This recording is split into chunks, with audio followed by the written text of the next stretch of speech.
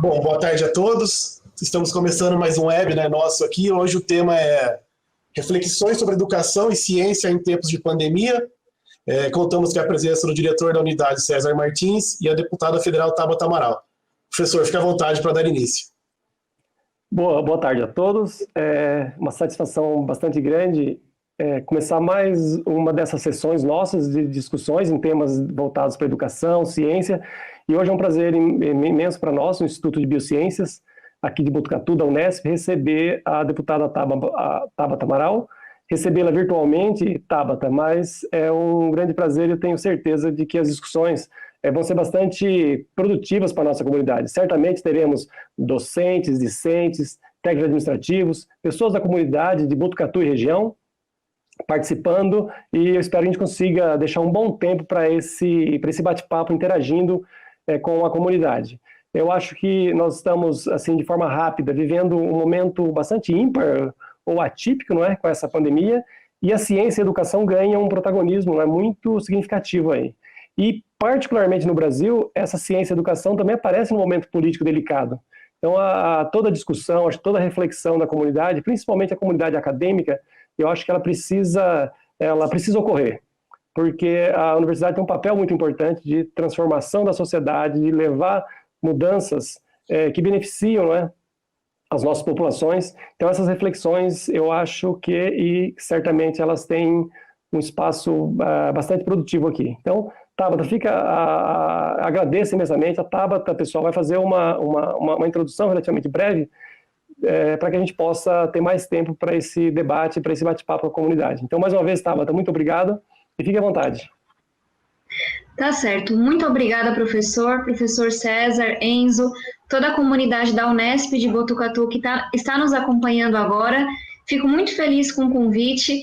Obviamente faz falta a gente estar junto, olhando olho no olho, mas que a gente consiga falar de temas tão importantes como a educação, como a ciência, especialmente nesse momento de pandemia.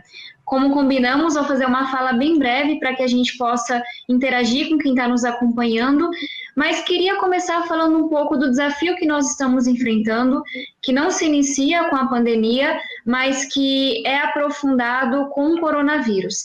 Então, nós sabemos quão desigual é o nosso país e, evidentemente, essas muitas desigualdades e mazelas, elas ficam ainda mais evidentes com a pandemia. E não é diferente quando a gente fala de educação. E aí eu começo a minha fala pela educação básica e termino falando sobre o ensino superior, porque eu entendo que as duas têm uma conexão muito grande. Quando a gente fala de educação, o nosso MEC está, infelizmente, há mais de 1 ano e meio à deriva, então eu digo com muita tranquilidade e com muita tristeza também, que a nossa educação nunca foi prioridade no Brasil, e eu trago aqui alguns dados para falar sobre isso, mas ela tampouco nunca foi tão desprezada como nesse momento. Então, a gente vive um momento em que o MEC ele está à deriva, em que ele tem sua missão de combate à desigualdade, de inclusão social, de desenvolvimento econômico, sendo submetidas a uma pauta ideológica, ao protagonismo de um punhado de gatos pingados, que só mostram que algumas pessoas nunca entenderam o papel da nossa educação. E mesmo em um ano tão difícil para o nosso MEC, mesmo em uma situação em que nós sabemos que muitos jovens estão em casas em cômodos pequenos, compartilhados com muitos familiares, sem internet, sem equipamentos, nós tivemos uma vitória importante da educação, que foi a aprovação em 2 turnos da PEC do Fundeb na Câmara dos Deputados. Para quem não teve a oportunidade de acompanhar esse debate ainda, o Fundeb é responsável por mais da metade do financiamento vinculado à educação básica no Brasil, e depois de 1 ano e meio de muito trabalho, em que, infelizmente, o governo não esteve presente e fez algumas propostas que não cabiam nos 45 do segundo tempo, a gente conseguiu construir um texto que foi consensuado na Câmara, contou com 499 votos favoráveis e que colocou o Fundeb na Constituição, então fazendo dele uma política de Estado, aumentou a complementação da União, levando esse recurso adicional diretamente para os municípios mais pobres, independente de onde estejam, trouxe um foco na primeira infância, que a gente sabe que é onde a gente tem mais chance de combater a pobreza, e também trouxe um foco para políticas e boas práticas de gestão que estejam documentadas, então com incentivo para que os municípios de fato invistam cada centavo na melhoria da educação. Eu trago isso porque a gente está precisando de boas notícias, mas também porque a retomada das aulas vai ser muito difícil. Nós sabemos que qualquer polarização ela é ruim e temos um desafio de evitar que o debate sobre a retomada das aulas seja polarizado e construir uma solução complexa para esse problema tão complexo. E eu trago essa questão da retomada das aulas, isso não se limita à educação básica, porque a saúde, a segurança dos estudantes, dos professores, de todo o corpo da escola devem vir em primeiro lugar. Nós provavelmente teremos que passar por alguns modelos híbridos de transição, mas a gente não pode simplesmente anular esse ano letivo, porque o risco que a gente está correndo é de uma evasão ainda maior na educação básica.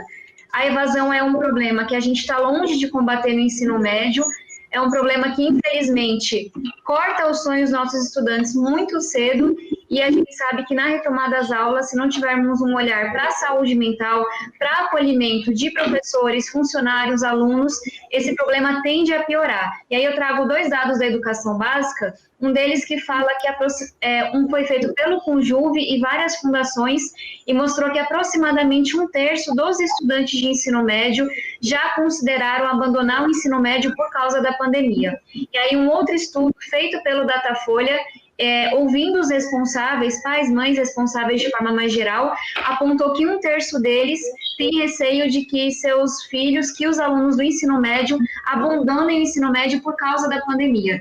Então, esse é um problema que tende a se intensificar, a gente precisa olhar com muito carinho para ele, e aí eu só gostaria de relembrar, para finalizar essa primeira parte, de um estudo do Paes de Barros que mostrou que, enquanto o governo gasta R$90 mil ao longo da trajetória da educação básica de cada estudante, como investimento na educação básica, esse mesmo aluno e a sociedade, quando esse estudante não termina o ensino médio, perdem R$372 mil. Ou seja, 4 vezes mais do que tudo aquilo que foi investido ao longo de 12 anos, quando esse aluno evade do ensino médio. E aí, quando computaram esse gasto para toda a sociedade, considerando que nós temos 17,5% de alunos que não concluem o ensino médio, esse é um custo de R$214 bilhões por ano. Então, o direito à educação básica é um direito, é um imperativo moral, mas também traz uma consequência muito grande na nossa economia e é uma das grandes razões pelas quais a gente tem tanta dificuldade de se desenvolver como país. E aí, quando a gente fala sobre ciência, o cenário não é mais animador do que o que a gente falou de educação básica. A gente vê uma série de cortes nas agências financiadoras de ciência, desde 2015 especialmente. Então, esse não é um problema apenas desse governo, mas, como a gente falou na educação básica, é um problema que se intensifica em muito na gestão do governo Bolsonaro. E aí eu trouxe um dado de comparação que eu acho que nos ajuda a colocar as coisas em perspectiva. O Brasil investiu apenas 1,26% do nosso PIB em pesquisa e desenvolvimento em 2017, que foi o ano para o qual a gente encontrou um dado. E aí o comparativo com outros países. Enquanto nós investimos 1,26%, Coreia do Sul investiu 4,55%, Japão 3,21%, Alemanha 3%, Estados Unidos 2,79%, China 2,15%. E esses são países que estão liderando a corrida tecnológica, ou seja, a gente tem sim um problema gravíssimo de investimento. E aí, quando a gente fala desse problema que se aprofunda no governo Bolsonaro, a gente está falando de um desdém com a ciência, de um ex-ministro da Educação, que era o caso do Weintraub, que claramente não conhecia a Universidade Pública Brasileira. A gente fala de contingenciamentos, cortes arbitrários de bolsas, uma pequenez de pensamento ao não entender que as ciências, com S bem grande, são responsáveis pelo desenvolvimento do nosso país. E a gente fala também da não utilização de recursos. Então, não for suficiente os cortes e contingenciamentos, a gente também vê uma baixa execução orçamentária no governo, ou seja, daquele dinheiro que está disponível, muito pouco acaba chegando na ponta, o que é um problema muito grande de gestão. E aí, um outro tema que eu acho que vai acabar surgindo na nossa conversa, que é importante, é esse obscurantismo que toma conta do debate brasileiro. Então, a gente lidar com uma pandemia tão grave como essa e saber que há mais notícias falsas sobre o coronavírus sendo acessadas do que notícias verdadeiras, baseadas em estudos científicos. A gente vê uma grande politização de um remédio, que é a cloroquina. E aí eu sempre tento trazer perspectiva. Eu não vejo pessoas debatendo o uso do Doril, até porque não são as pessoas na rua que têm que debater o uso do Doril, e sim os cientistas. A gente vê no vídeos falando que a água sanitária poderia curar o coronavírus. E aí pessoas que têm uma infecção por ingerir água sanitária. E várias crendices e várias coisas que não cabem mais em 2020. Então eu acho que essa é uma pauta muito importante para a gente debater, para além do baixo investimento, e ela é conectada com baixo investimento, um país que se vê tomado por esse obscurantismo, por essa descrença em relação à ciência. E, independente disso, a notícia boa e ruim é que a ciência não está muito aí para nossas opiniões pessoais, para as fake news que existem, então as soluções vão continuar vindo das ciências, novamente com S bem grande. E aí, independente se somos de esquerda, direita, pró, contra o governo Bolsonaro, todos estamos esperando por uma vacina. E da mesma forma que eu terminei a parte de educação básica, trazendo um pouquinho de esperança, eu queria pegar 30 segundos para a gente celebrar o tanto de coisas que estão sendo feitas pelas universidades brasileiras, apesar de tudo isso que eu acabei de dizer. Então, nós temos 823 pesquisas feitas nas federais para mapear o coronavírus e encontrar uma vacina. A UNB está participando de um ensaio clínico nacional muito importante. O sequenciamento genético do coronavírus feito na UFBA, que foi tão celebrado. Nós temos a Unesp detalhando rotas de dispersão do Covid-19 em São Paulo. Startup brasileira ligada à USP, que é a Tissue Labs, que criou uma plataforma que imita o microambiente do pulmão para que pudessem fazer as investigações. Então, apesar de tanta dificuldade que eu trouxe, nossa ciência brasileira ela consegue fazer tantas contribuições. E aí, nos 5 segundinhos que me restam, talvez trazer uma provocação do que a gente deve fazer. E aí, a gente de uma forma bem ampla, sociedades, pesquisadores, parlamentares, o que nós podemos fazer para que a gente saia dessa pandemia com uma nova revalorização da razão, da ciência, do humanismo, do progresso, para que a gente aprenda de uma vez por todas que a resposta ela vem da ciência e que a educação e a ciência têm muito a contribuir. Na verdade, são as únicas que podem contribuir para esse nosso sonho de um país justo e desenvolvido. Então, tentei fazer um apanhado das dificuldades, mas também das pequenas vitórias que devem ser celebradas quando a gente fala de educação básica e de investimento em ciência, ciência como um todo, e espero que sejam bons pontapés para o debate. Obrigado, Tabata. Eu só gostaria de reforçar que nós também, pessoal, estamos ao vivo pela TV Unesp, e eu agradeço imensamente toda a equipe da TV Unesp e também todos os nossos colegas aqui do Instituto por essa transmissão. Acho que, Tabata, o pontapé inicial ele está dado, não é? Acho que você pontuou muito bem em alguns aspectos. Eu ouvi uma palavra um dia desses, Tabata e colegas, que foi enfrentamento. A sociedade brasileira tem que enfrentar não só o Covid, mas um desgaste que nós enfrentamos, como sociedade mesmo. E esse enfrentamento não é sair brigando, não é enfrentamento do ponto de vista agressivo, pelo contrário, enfrentamento de ideias, esclarecer e mostrar de que nação nenhuma do mundo, povo nenhum conseguiu avançar sem conhecimento, sem reflexão, sem a pesquisa científica que traz benefícios, sem educação, não é? Desde a educação básica, você destacou muito bem a nossa problemática, que vai desde a educação fundamental até a educação superior, mas a básica que eu me refiro ainda é o princípio que está agora, por exemplo, que as pessoas terem noção de que lavar as mãos pode ajudar, e muito. E isso eu acho que ainda os nossos problemas são muito complexos ainda no país. Mas eu acho que a gente tem coisas boas. E as coisas boas aí em relação à educação, ciência, sem destacar a questão do nosso sistema de saúde, né? Estamos tendo problemas de fato, problema real com essa pandemia, mas esses problemas eles ainda são pequenos se nós não tivéssemos uma rede do SUS construída ao longo de décadas, uma rede de universidades federais, estaduais. As estaduais de São Paulo são um bom exemplo disso, de universidades públicas, não menosprezando as instituições privadas, também contribuem, uma rede de institutos de pesquisa, né? E tudo isso foi construído, não foi num governo, ou em poucos anos, ou decisão de um político, é a construção de um país, né? Durante décadas, E o reflexo disso hoje é que nós estamos conseguindo, sim, enfrentar com dificuldades, porque tem gente jogando contra, acho que isso é ruim, mas temos avançado muito. Então, Enzo, fique à vontade de gerenciar a discussão, não sei se nós já estamos recebendo perguntas, mas a ideia é abrir para participação da comunidade. Professor, e só um comentário que a sua fala me trouxe, é muito difícil enfrentar o coronavírus quando a gente tem que jogar contra. Quando a gente tem pessoas jogando contra, quando a gente tem uma crise política se impondo e roubando esforços nossos. Mas a gente está conseguindo mesmo assim. Acho que sua fala ela é muito certa nesse sentido, porque muitas coisas foram construídas nas últimas décadas e elas precisam ser valorizadas. Um dia desse eu escrevi um pequeno texto para um jornal local e eu falei, e a pergunta do texto era se o nosso problema era o vírus ou a ignorância. Porque o vírus a gente até sabe, né? Concorda? Olha, vamos lavar as mãos, vamos continuar estudando para entender, mas esse obscurantismo que nos norteia, às vezes nos deixa, né? Imagine para nós que estamos trabalhando com a busca do conhecimento de ponta a pesquisa, pensar que eu tenho que explicar para algumas pessoas que a Terra não é plana. São questões tão fundamentais que nos deixam, inclusive, desconcertados. Como eu vou explicar isso? Para você ter ideia. Então, não, mas é um desafio novo. Eu acho que as universidades têm um papel importante nisso. Enzo, não quero me alongar, por favor, fique à vontade. Bom, tá, então vou passar a coletar as perguntas que foram feitas no chat, tá? Algumas eu recebi previamente já também. Eu vou pegar uma dessas que foram prévias, tá?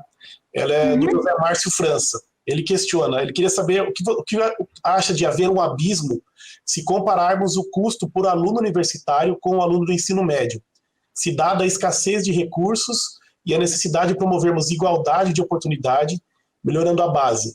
Não seria justo um programa de migração gradual desses recursos entre as esferas, focando em melhor estrutura, capacitação de professores e aprimoramento da gestão da educação das crianças? Enzo, eu vou trazer a resposta, mas acho que o professor César também tem muito a contribuir. Acho que são algumas coisas quando a gente fala desse debate. Primeiro, é muito ruim e não é correto a gente olhar para todo investimento que é feito no ensino superior sem separar o investimento que é feito na graduação, por exemplo, da pesquisa. Então, muitas vezes, quando as pessoas comparam o investimento em educação básica com investimento em educação superior e pós-graduação, etc., elas não separam essas duas coisas e acabam fazendo comparações um pouco ruins com outros países. E eu trago essa preocupação porque, sim, a gente, historicamente, dedicou muito menos esforços à educação básica como país. Mas eu não acho que a resposta deve ser vamos diminuir o investimento em pesquisa. Eu acho que ninguém iria concordar com isso.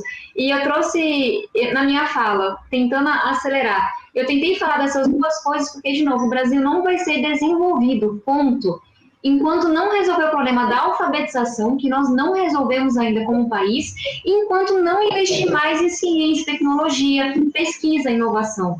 E a gente está em 2020, com a revolução tecnológica acontecendo, não dá mais para a gente falar, vamos investir nesse agora e depois no outro. Por exemplo, a gente está hoje no nosso pico demográfico, ou seja, o nosso país, muito provavelmente, a humanidade como um todo dá várias, enfim, nos surpreende, mas muito provavelmente o nosso país nunca mais terá tantos jovens como tem hoje. E nunca no passado teve tantos jovens.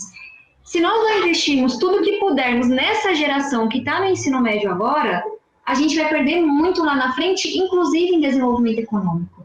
Então, eu entendo que quando a gente compara é abismal e é por isso que é importante separar pesquisa com investimento em educação e ensino superior, mas novamente em 2020 a gente não pode mais se dar o luxo de escolher, vou investir em primeira infância ou em pesquisa, vou investir em primeira infância ou em graduação.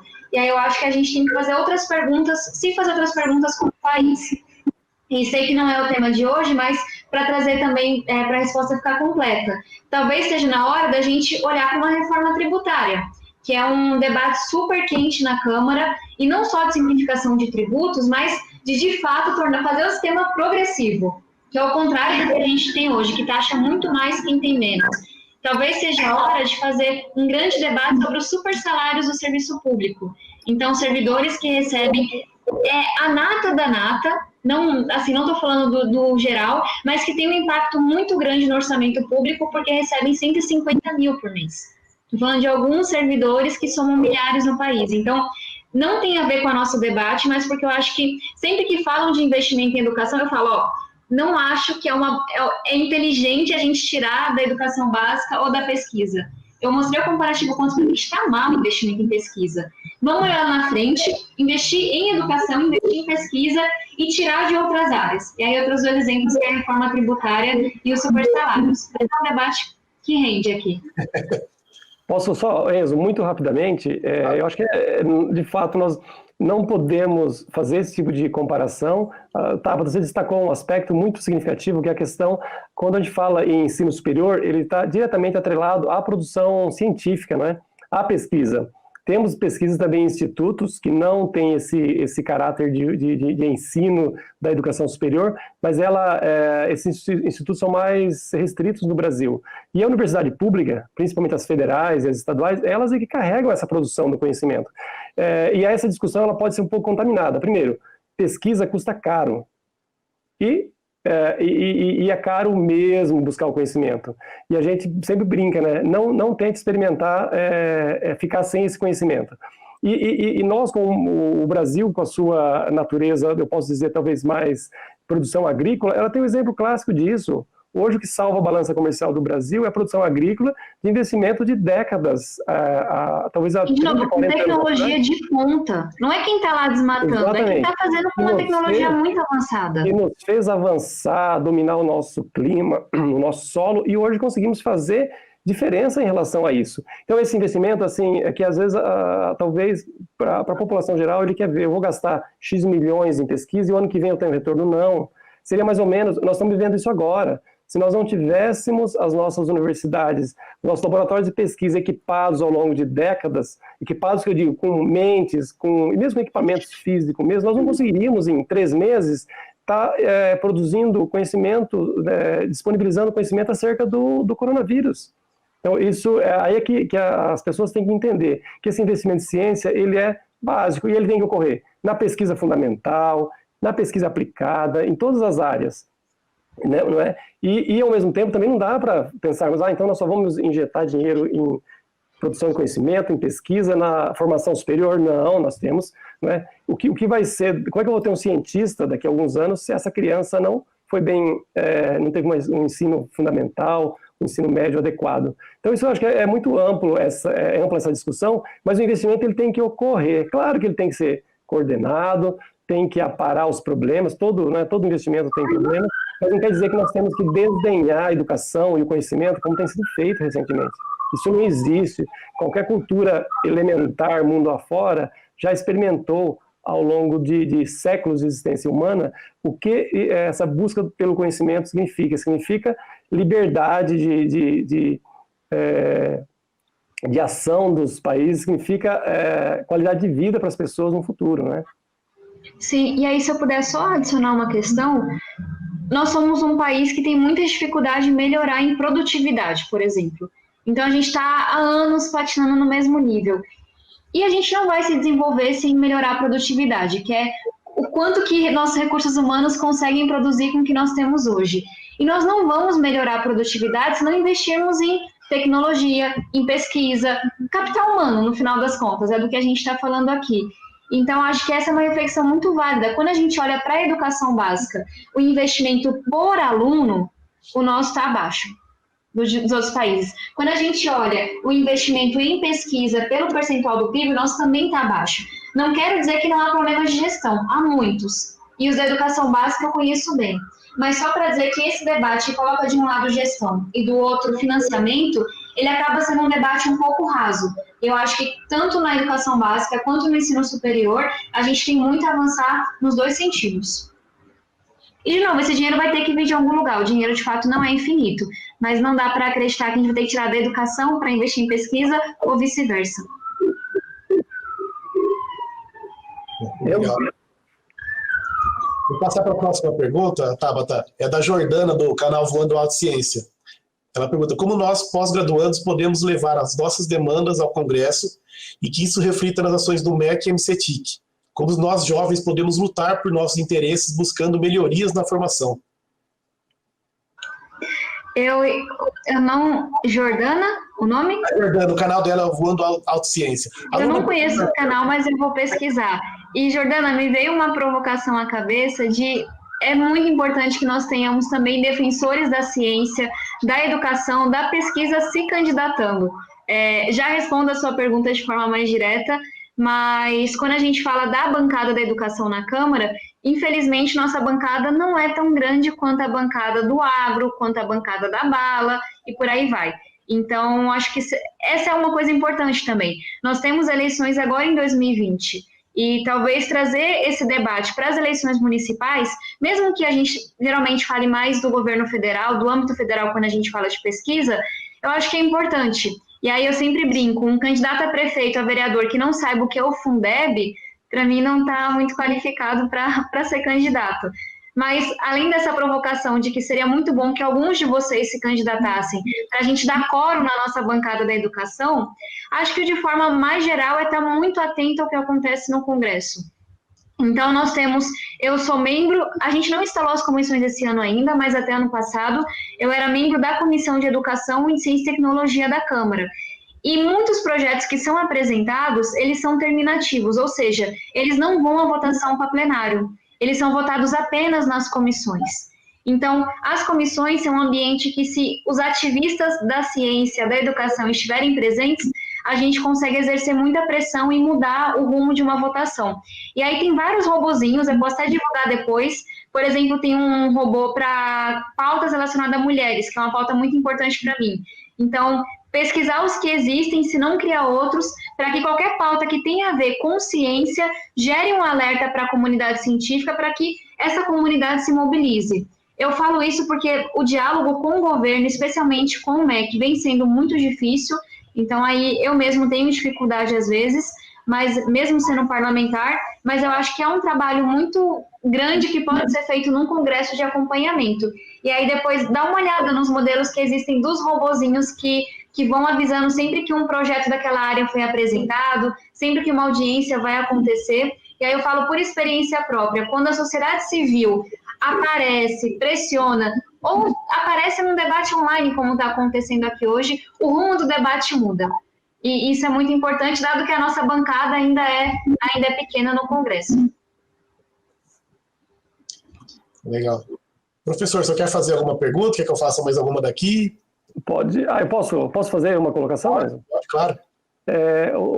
Tabata, nós temos ouvido muito recentemente esse questionamento que já foi discutido aqui em relação ao investimento público no ensino, pesquisa de uma forma geral, e aí se explora muito, ou se discute, se tem colocado muito em pauta a questão do investimento privado, da iniciativa privada entrando mais na área de educação. Nós temos faculdades, universidades privadas, escolas privadas em todos os níveis, mas talvez isso tenha aparecido de forma mais evidente, devido até nas próprias palavras do MEC, por exemplo, em relação à atuação das universidades federais e entre outros discursos de muitos gestores, do momento. Como que você vê isso, do ponto de vista de tratar algo como educação, conhecimento,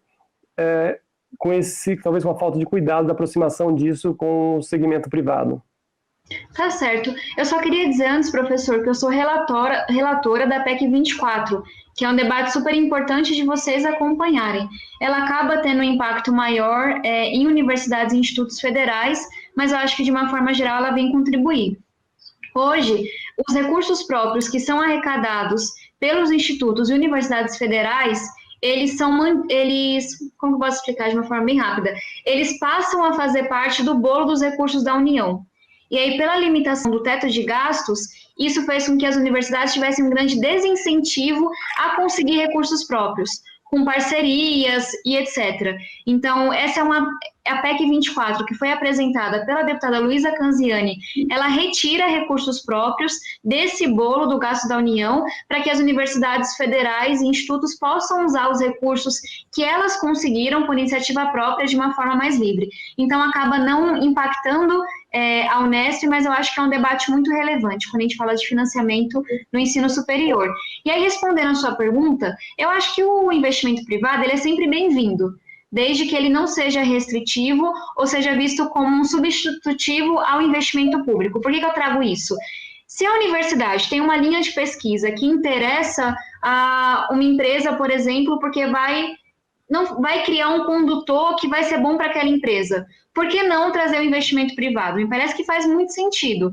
Agora, a crítica que eu faço às falas do MEC no último ano e meio é que nós nunca recebemos uma proposta concreta, né? E o Futurice chegou quando o Weintraub saiu com vários pontos em aberto, mas havia, pelo menos era o que nós entendíamos, que eles achavam que aquele investimento privado poderia substituir o investimento público e não vir para complementar. E aí eu acho que pode ser ruim, porque quando a gente tem todo o investimento dependendo de interesses privados, primeiro a gente pode ter um condicionamento da pesquisa. Então, várias pesquisas que são de interesse nacional, que são de interesse da população, passariam a não ser feitas se elas não tivessem um retorno imediato. Então, quando a gente fala, por exemplo, de pesquisas que são feitas nas ciências humanas, nas ciências sociais, muito do que a gente sabe hoje de segurança pública, de maneiras efetivas de se combater o crime, veio de pesquisas feitas em universidades federais. E poderia haver um entendimento, por exemplo, do MEC, e aí eu falo muito do Weintraub porque não podemos avaliar ainda o novo ministro, mas que não entendia o valor das ciências sociais e queria restringir bolsas de estudo a um número muito limitado de áreas de pesquisa. Então, meu posicionamento vai mais nessa linha. O governo nunca foi muito claro e a gente nunca conseguia chegar em uma proposta, mas eu acho que sim, nós devemos permitir que as universidades, até por sua autonomia, façam parcerias, façam convênios, sempre que isso puder agregar, mas eu não acho que a gente pode ficar refém de financiamento privado, porque aí você tem um condicionamento muito grande de um curto prazo de lucro que muitas vezes está descolado do que é importante para o país. Você, se me permite, Tabata, você comentou a questão das humanidades, né? Acho que isso é extremamente importante e até a própria, eu diria até esse mal-estar social nosso do momento, esse descrédito em coisas tão óbvias, talvez ele venha em decorrência dessas contribuições que vêm da humanidades, né? Áreas de filosofia onde as pessoas simplesmente pensam a respeito das coisas ou trabalham com questões sociais, que são questões muito diferentes. Nós estamos falando aqui do Instituto de Biociências, onde mexemos com ciências da vida, não é? Organismos, pessoas, isso é muito palpável. Quando você parte para as humanidades, na visão limitada, por isso que eu digo, tem que ter uma visão limitada para ver dessa forma, você não consegue ver essa conexão, né? Mas claramente hoje nós estamos vivendo um problema, vamos trazer no cenário da nossa pandemia, nesse cenário cultural de desacreditar nas instituições, isso é mais decorrência talvez do fato de nós termos trabalhado melhor ou explorado melhor esse potencial que vem dessas áreas, principalmente da área de ciências humanas, que foi colocado como algo, eu não sei se eu poderia dizer, em segundo plano, não é? No sentido de distribuição de recursos, que não se deveria fazer investimento nas áreas humanas, e isso acho que é um erro, né? Um equívoco bastante grande. Acho que nós estamos sofrendo hoje, talvez em decorrência de que essas áreas elas deveriam ter recebido, ao longo da sua história, até mais investimentos, né? Todas as áreas, né? Todas as formas de pensamento, todas as formas de, certamente, de reflexão, elas têm que ser valorizadas e elas sempre trazem benefícios, né? E, professor, quando a gente fala do Instituto de Biociências, acho que fica mais evidente para as pessoas o tanto que vocês têm a contribuir nesse momento. Mas vamos falar, por exemplo, do Departamento de Psicologia, que é muito forte na Unesp, e que eu já tive a oportunidade de conhecer alguns professores, de fazer debates. Esse é um departamento que pode apontar muitos direcionamentos para a gente quando a gente fala da retomada das aulas. Como que nós faremos o acolhimento de estudantes que viram a fome bater na porta, cujos pais perderam o emprego, que perderam entes queridos, se a gente não entender isso com uma abordagem muito séria de ciência de saúde mental? Então, trazendo um outro exemplo da Unesp, de uma área que talvez em uma visão tacanha, pequena, acabasse ficando de fora, mas que vai ser fundamental também nesse momento da pandemia. Então, é isso. Minha preocupação era essa, de que ao restringir somente ao investimento privado, a gente deixasse de fora áreas do conhecimento que são tão fundamentais ou mais para o desenvolvimento do nosso país. Excelente. Enzo? Obrigado, Tabata. A próxima é da Tamires Desidério. Ela pergunta, assim como existem incentivos para que mulheres participem mais da política, é possível e factível incentivar e estimular as meninas e mulheres a participarem mais da ciência, um incentivo governamental? Eu adorei a pergunta da Tamires, adorei. E aí, um breve comentário pessoal. Eu sou formada em astrofísica. Meu curso principal foi ciência política, mas eu comecei a faculdade querendo ser astrofísica e fiz um curso secundário em astrofísica. E ao longo da minha trajetória acadêmica, eu participei de Olimpíadas Científicas de Química, Astronomia, Física, e foi chegando um momento em que eu era a única menina da turma. Tanto que nas 5 competições mundiais que eu representei o Brasil, eu sempre fui a única mulher da equipe brasileira. E a gente acabava tendo uma representação menor do que países em que a gente entende que o machismo é mais presente, como países do Oriente Médio, por exemplo. As equipes do Irã tinham mais mulheres na Olimpíada Internacional de Astronomia e Astrofísica do que a equipe brasileira, que tinha eu apenas. E eu trago isso porque, enfim, eu me lembro de várias piadinhas que eu ouvi, desincentivos, e meninos que diziam que eu era um menino disfarçado de menina, porque eu era boa em ciência. E eu percebi que eu passei boa parte da minha adolescência, que é um momento conturbado, né, para as pessoas, tentando provar que eu era feminina, mesmo sendo boa em ciência, e que eu era boa em ciência, mesmo sendo menina. Então, eu trago essa pequena anedota pessoal para dizer que esse é um tema que me encanta, e aí, quando a gente vai para os dados, tem um estudo que eu posso até depois olhar novamente para mandar para vocês, que ele mostra que a distribuição de bolsas de pesquisa, quando ela depende de uma entrevista com um professor, ela favorece desproporcionalmente os homens em detrimento das mulheres, porque são os homens que estão fazendo as entrevistas. Então, a gente sabe que muitos departamentos nas universidades têm uma grande maioria de homens, como professores, especialmente aqueles que estão lá há mais tempo. Então, se você tem uma entrevista para distribuir uma bolsa em que não tem uma mulher que entrevista também, você acaba... E aí você compara, né? Quantas meninas tem naquele curso. O número de as bolsas vão desproporcionalmente mais para os homens. Então, como é que a gente ataca isso? Olhando com ciência também. Vamos olhar para os dados, vamos olhar para as evidências. Essa foi uma coisa que já foi proposta, que nenhuma bolsa de pesquisa pudesse ser distribuída se tiver uma entrevista no meio, que não tivessem homens e mulheres entrevistando, mas eu acho que a gente tem muito a fazer também, oferecendo bolsas de estudo para meninas que queiram cursar áreas que são super estratégicas para o país, mas que acabam tendo uma grande maioria de homens, quando a gente fala de programação, engenharias, ciências consideradas mais duras e por aí vai. Então, acho que a gente tem um caminho muito grande a fazer. Adorei a provocação da Tamires, e essa é uma área que a gente tem alguns estudos já feitos pelas ciências humanas, em grande parte, que a gente pode usar para desenhar boas políticas públicas com base em evidências. Tenho todo interesse, se a Tamires quiser depois entrar em contato comigo pelas redes sociais, pelo e-mail do mandato, para a gente desenhar algum projeto juntas. Acho que é algo super importante, afinal de contas, é metade do talento do país pensando nos problemas que nós temos hoje. Excelente. Enzo, rapidinho, posso só comentar? Claro.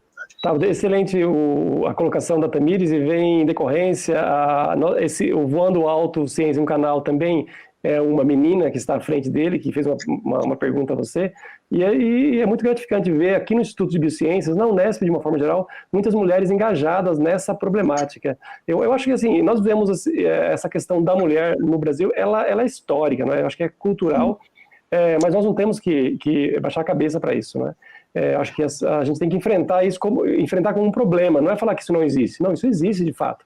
E existe sem nós, às vezes, percebermos. Não é que a pessoa ela age intencionalmente. Não, isso é cultural. Mas nós temos estrutural, né? A economia, a academia, tudo vai... Exatamente. Mas nós temos como ir quebrando essas barreiras, principalmente criando cada vez mais esses tipos de canais, né, como colocado aqui. E eu não tenho dúvida de que isso de fato é um problema, e fico feliz. Tamires, não vá perder essa oportunidade que a Tabata acabou de colocar aí para você, de avançar nas discussões. E só, professor, eu me lembrei de uma outra coisa. Nós temos o Parlamento Jovem, que é uma iniciativa muito bacana, que jovens do Brasil inteiro atuam como deputados durante uma semana. E um projeto que uma participante mulher do Parlamento Jovem apresentou, que eu acabei puxando, a gente trabalhou juntas e eu apresentei oficialmente, foi um que coloca uma semana durante a educação básica para nós debatermos as mulheres heroínas da história do Brasil, na área de ciência, na área de engenharia, na área política, porque isso termina quando a gente fala do ensino superior de políticas ativas, mas com certeza começa na educação básica, na hora que nós falamos, olha, vocês meninas podem ser engenheiras, astronautas, cientistas. Então, eu acho que esse é um projeto que já foi apresentado.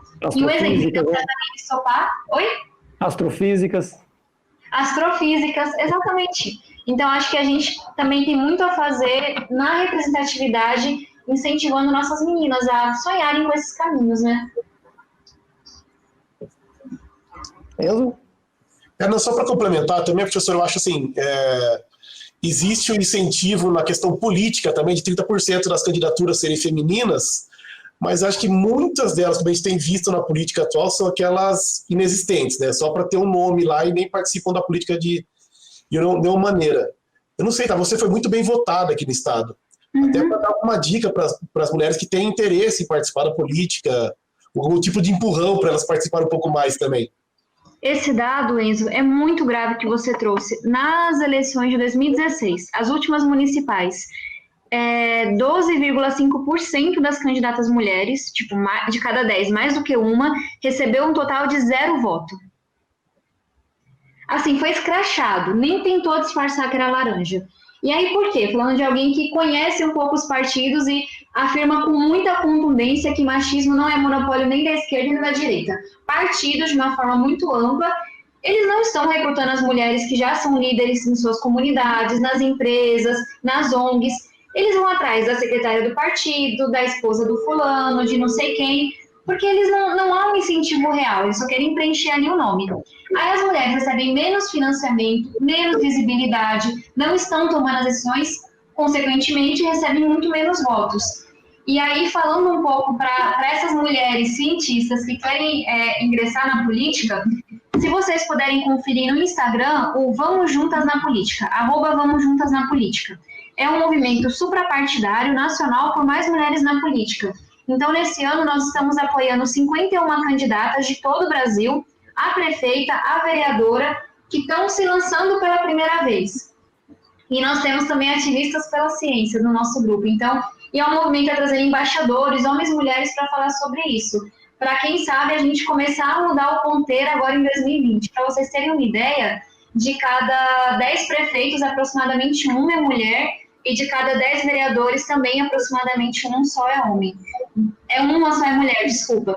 Então, acho que o Vamos Juntas na Política é um lugar para as pessoas começarem a se engajar e ver, perfeito, um pouquinho do que a gente pode fazer juntas. É um movimento muito bacana, eu tenho muito orgulho, e a gente vai colocar essa mulherada na política, né? Até porque os desafios que as prefeituras vão enfrentar no próximo ano, desafio fiscal, sanitário, educacional, vão ser muito grandes.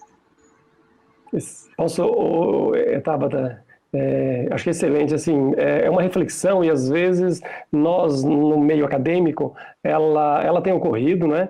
Na Unesp isso tem sido bastante evidente, mas de fato é um problema, como a gente colocou anterior, ele é bem estrutural, né, no sentido de você acaba tendo mais homens em posições de destaque. Eu destaquei um dia desses, a Unesp está no seu 11º reitor, não tivemos uma mulher reitora até hoje. Tá aí uma boa meta para vocês trabalharem. Mas, eu falo com os colegas, não quer dizer que nós temos que simplesmente colocar uma candidata a reitora mulher. Mas esse trabalho tem que começar, recrutando mais alunas, mais professoras.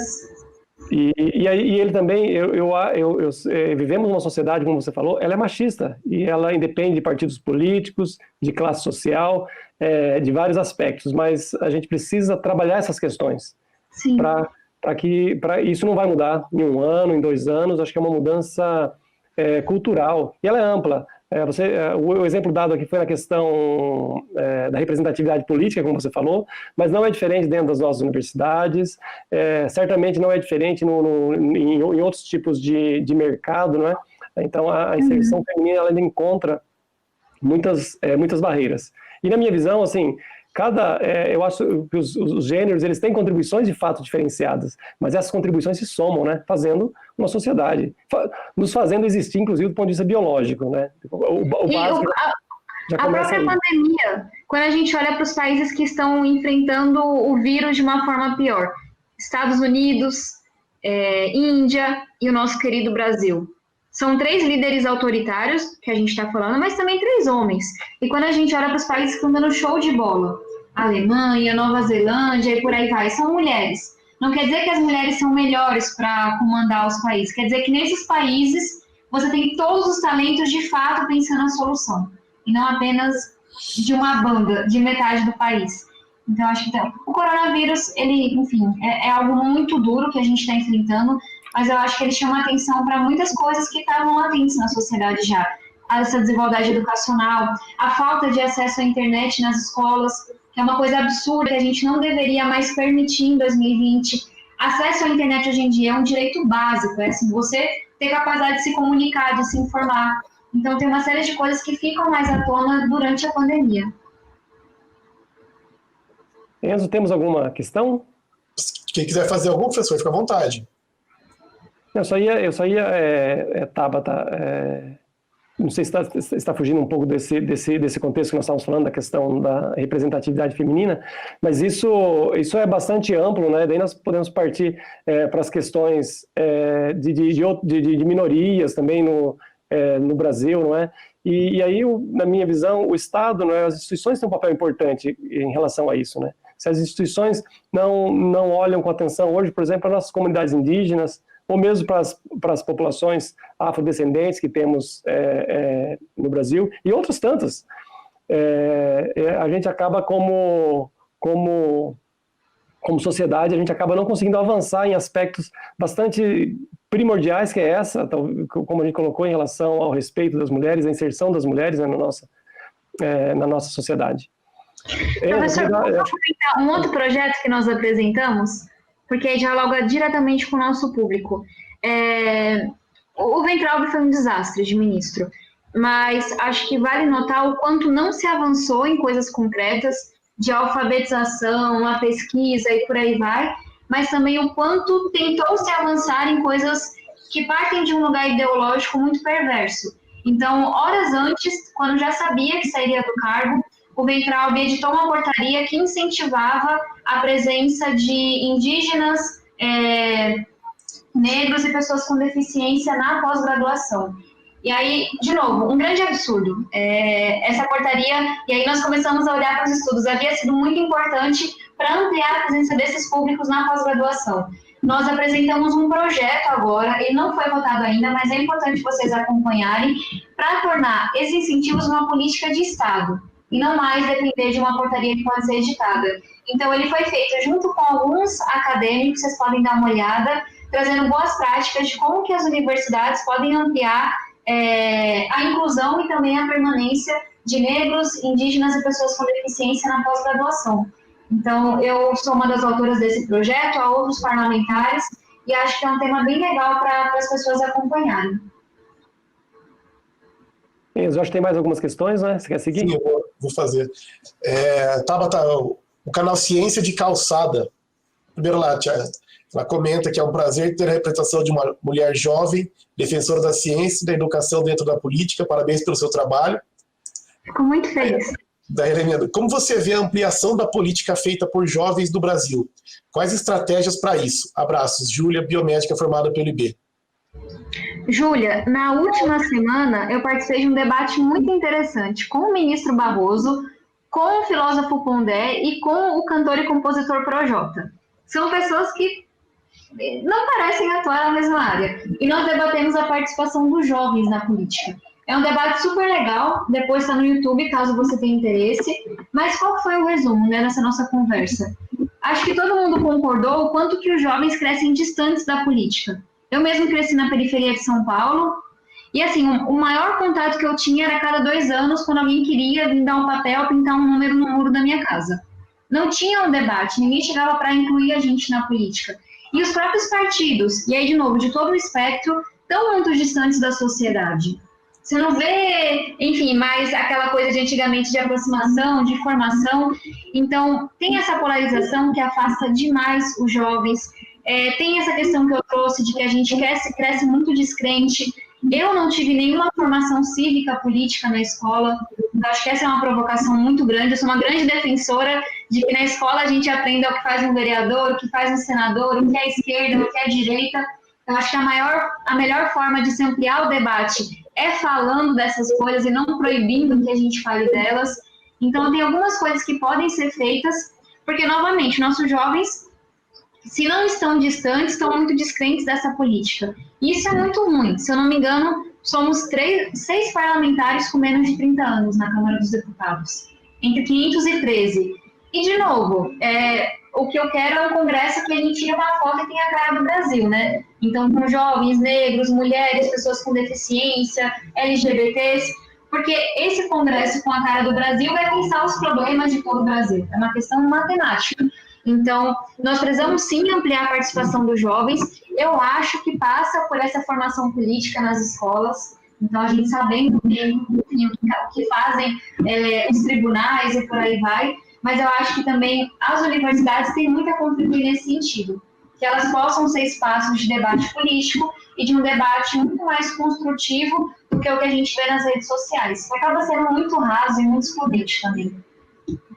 Posso só, nós estamos com o tempo meio contado, né, Enzo? Mas rapidamente, estava até interessante assim, essa inserção da questão política dentro do meio acadêmico como o nosso. Nós divulgamos essa nossa live há poucos dias nas nossas mídias e nós recebemos críticas, né? Abrindo espaço para um político. Então, só para ilustrar como que tem uma sociedade meio que equivocada de que, primeiro, que a política não é ciência, não, existe algo chamado ciência política, inclusive. E talvez aí que está o nosso pecado. O nosso erro está exatamente aí. Provavelmente essas pessoas lá na escola, não importa onde tenha sido, no ensino médio, fundamental, ou até na universidade, elas não tiveram contato com essa discussão de ideias, não é? Com a política no seu sentido estrito da definição, para ter hoje essa linha de pensamento, né? E às vezes nós esbarramos com isso, né? Com essa crítica de que aqui de que política não se ensina, não é? Olha que interessante. Estamos aí nessa discussão toda que até que agora parou um pouco em relação à escola sem partido, né? Então, de que você não pode discutir isso. Parou mais ou menos, dá trabalho ainda. Mas a questão acho que vem bem de encontro a isso. Acho que nós temos mais questões, né, Enzo? Por favor. 30 segundos, Enzo, bem rapidinho. Só porque eu concordo muito com o que o professor trouxe. Você que faz o tempo, viu? Nós estamos tranquilos, né, Enzo? É que eu tenho um voo para Brasília. Mas eu prometo que sempre só um minutinho, não tem problema não. Bem rápido sobre isso. O que as pessoas não entendem é que a melhor forma de você, enfim, não doutrinar... E, de novo, eu não conheço nenhum jovem que possa ser doutrinado. A galera é bem desenrolada. Mas, enfim, a melhor forma de você lidar com qualquer tipo de inclinação não é você proibindo o debate. O debate faz parte do ser humano. É você ampliando o debate. Então, se você está incomodado porque veio uma deputada progressista, no meu caso, convide um outro que, sei lá, tem uma outra visão para debater, sabe? Eu acho que a gente tem que ampliar um pouco a cabeça em relação a isso. Tentar separar a academia, a ciência, as universidades da política é um erro que nós já cometemos. Não é um erro novo. E é um erro que faz com que o Brasil invista tão pouco em ciência. Que faz com que o Brasil faça políticas públicas tão na base do achismo e sem olhar para as evidências científicas. Então, e aí eu falo como alguém que já esteve do lado de lá. Eu sinto muita falta de que a academia, enfim, as cabeças pensantes do nosso país que estão produzindo conhecimento estejam mais próximas da política. E aí tem várias formas de você fazer isso de uma forma plural, dialogando com várias pessoas que pensam diferente. Então, acho que, enfim, é só porque esse é um tema que, tanto como cientista como política, me incomoda muito. E eu acho que, na verdade, as universidades têm que estar mais próximas da política, de uma forma muito ampla, expandindo cada vez mais esse debate. Tabata, como que o seu horário até às 4, né? Tá justo já, né? Tem o voo daqui a pouco, né? Tenho. Não, só para a gente partir, então, tem bastante perguntas ainda, mas depois a gente encaminha para a sua assessoria também, tá? Só para a gente partir para as quer fazer mais uma? Quer fazer mais uma? Pode ser, então. Tá. Bom, vou pegar aqui da professora Adriane. Tabata, poderia comentar sobre os recursos de emendas direcionados ao apoio a projetos e eventos de educação, divulgação e popularização da pesquisa? Sim, para quem não sabe, pessoal, eu sempre tento explicar porque eu não sabia essas coisas antes de ser eleita. Emendas parlamentares são uma parte do recurso da União, no caso de quem está no Congresso, que o parlamentar diz como que vai ser direcionado. E é muito, enfim, no caso de um deputado federal, a gente está falando de 15 milhões de reais por ano. É muito dinheiro. sem contar os recursos que os deputados conseguem, etc. E esse é um dinheiro que, infelizmente, é muito mal utilizado.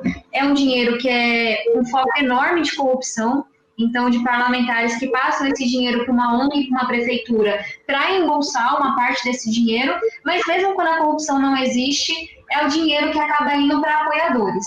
E dinheiro público você não dá para apoiadores políticos. Então, eu fiz uma provocação com as minhas emendas, e aí eu queria até convidar vocês a participarem, mas também porque eu acho que deveria ser uma coisa mais ampla, que não deveria terminar no meu mandato.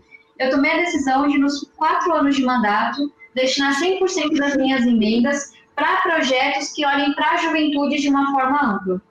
Porque, enfim, como país a gente investe muito pouco nos nossos jovens.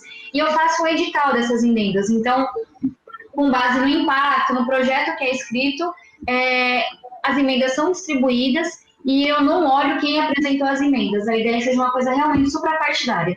E aí, como vocês podem imaginar, foram mais de 300 projetos inscritos.